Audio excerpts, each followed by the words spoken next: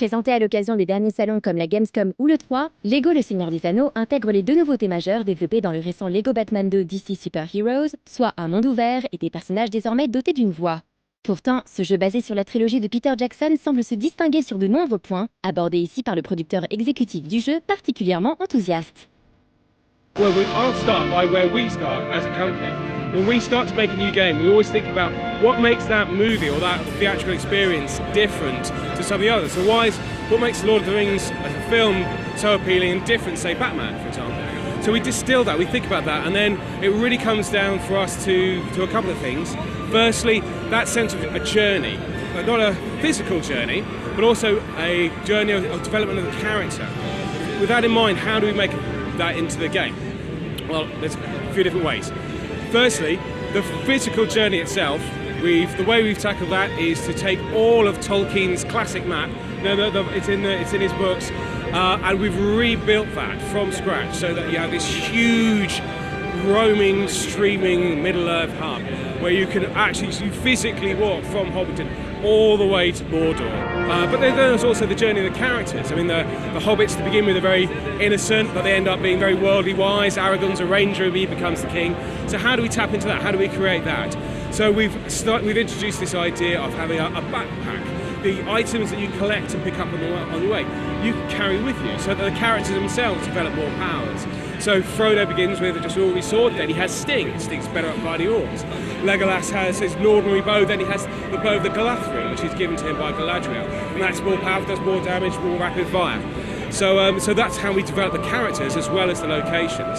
And really what this kind of amounts to is kind of like an RPG light feel, if you kind of like it. Now it's not stats, it's not Diablo, there's no loads of crunching of stats because it's for kids. But you have that, we tap into that sense of progression, that sense of journey, to give the game its own identity. Voilà déjà un point, le voyage à la fois physique et spirituel de la communauté de l'anneau qui a été recréé dans le jeu grâce à des terres du milieu open world et une petite dimension RPG. The second thing was this is the first time we've made a video game based on an Academy Award-winning film. So going, right, okay, how do we do that? How do we tap into this? And so we looked at a lot of we obviously poured over the films, we're all massive fans ourselves, but there were a lot of shots, there were a lot of camera movement, which is brilliant, fantastic. And we just simply took that, we put it in the game with this idea to try and create this cinematic experience. But when we did this, it did seem a little odd for us to be having the Lego characters doing their normal ma ma ma ma ma ma ma. And we thought, oh, well, hang on, let's try putting the theatrical dialogue spoken through the Lego minifigures. And we did it and we just loved it. So you'll see here we've got Gimli just going, meat off the bone, all that kind of stuff, and it's hilarious. So it doesn't detract from the humour that you expect from the Lego games. They're still irreverent, they're still funny, they're still really playful. But actually when you've got Ian McKellen's voice kind of going, do the Bridge of Khazad-dûm, coming from the Lego minifig, it's brilliant, it's really, really You shall not pass! So that's the second thing, and lastly, as you'd expect from any Lego game, there's tens and tens of games. There's 80 characters for you to find. There's loads of new powers, new abilities. You can wear the ring, you can enter the Wraith world. There's Wraith Lego for you to manipulate. You have the file of Galadriel. There's all the things you'd expect to see in a Lego game in there as well. Histoire de rassurer tout le monde tout de suite, contrairement au Lego Harry Potter, le jeu Seigneur des Anneaux ne sera pas découpé en plusieurs épisodes. Les 3 films seront inclus dans le jeu, ce qui devrait suffire à lui assurer une durée de vie que l'on espère phénoménale.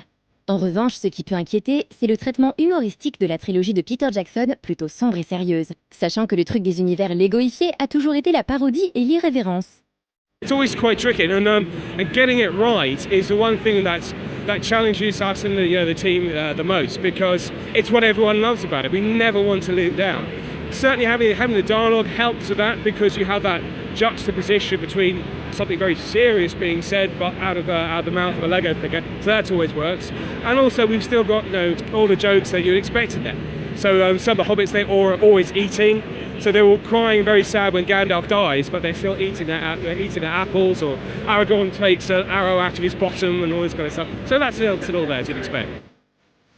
La sortie de Lego Le Seigneur des Anneaux est calée au 26 octobre prochain sur toutes les plateformes. Si la licence se prête bel et bien à un jeu Lego et que les intentions du studio de développement semblent convaincantes, sans pour autant surprendre beaucoup, on espère une chose, que le moteur graphique ait été sérieusement retravaillé. Lego Batman 2 était sur ce point très décevant, avec des chutes de framerate drastiques et des bugs par légion. On peut éventuellement pardonner une formule qui peine à se renouveler, tant les univers traités sont riches, mais pas des déficiences techniques qui perdurent. Un hobbit qui avance par saccade passe encore, mais un elfe, ça le ferait moyen.